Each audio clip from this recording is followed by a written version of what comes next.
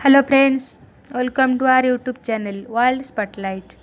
आज आमे आपण मानक पई एमिति एक न्यूज कहबाकू जाउछु जहाँ आपण माने आगरू केबे भी सुनी नथिबे। 2016 रे उत्तर पूर्व चीन रो पुलिस एमिति एक लोक को अरेस्ट करथिला जे कि दुईटी झियों को मारी सेमानंकर डेड बॉडी को बिक्री करबाकू जाउथिला।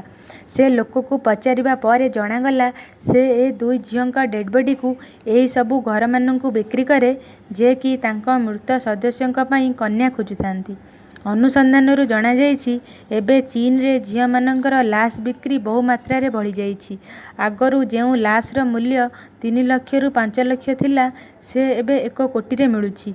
बढ़ुतिबा दाम जोगु लाश चोरी मध्य बहुत होउछि। 2015 रे गोटे गाँ रु प्राय 14टी लाश चोरी होतिला। 2016 रे चाइना रो गवर्नमेंट एहाकू अपराध बोली घोषणा कला। एही प्रथा 3000 वर्ष पुराणा। चाइना समाज रे बाहागर को अधिक मान्यता दिया जाए। कुहा जाए जदि केही बाहागर पूर्वरु मरी जाए ताहाले तार आत्मा शांति पाई न थाए। से घरर लोक माननकू हैरान करे। सेतिलागी कौनसी व्यक्ति विवाह पूर्वरु मरीगले तार बाहागर अन्य गोटे मृत कन्या सह कर दिया जाए। किछि लोक यह भाबी तांको मृत सदस्यों बाहागर करती जे से बंची थिबा समय रे जेउ खुशी भोग करि पारि नाहंती मला परे से खुशी से भोग करंतु। पूर्वरु एमिति बाहागर दुईटी मला लोकंक मध्यरे होउथिला, किंतु परे जणे जीवित लोक सह जणे मृत लोकर बाहागर करागला।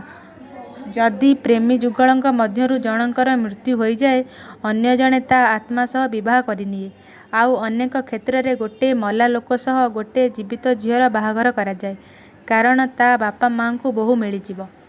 आपण माननकू जदि ये स्टोरी भल लागु थाए आम चैनल को लाइक और सब्सक्राइब करंतु। आगकू आसुतिबा वीडियो देखिबा लागि बेल आइकन को प्रेस करंतु।